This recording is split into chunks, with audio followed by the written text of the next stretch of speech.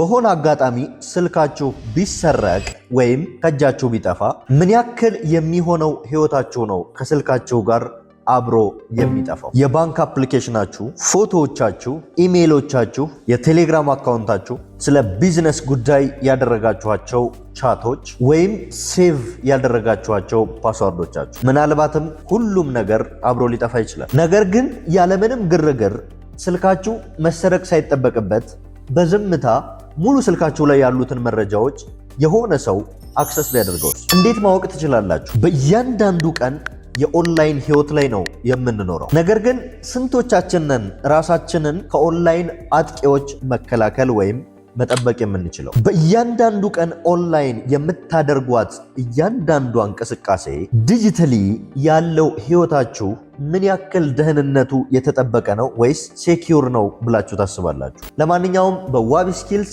የዋን ቱ መኒ ሳይበር ሴኩሪቲ ትሬኒንግ ምዝገባ ላይ እንገኛለን። ለማመልከት wabiskills.com ተጠቀሙ። ለበለጠ መረጃ በ0906 10 11 11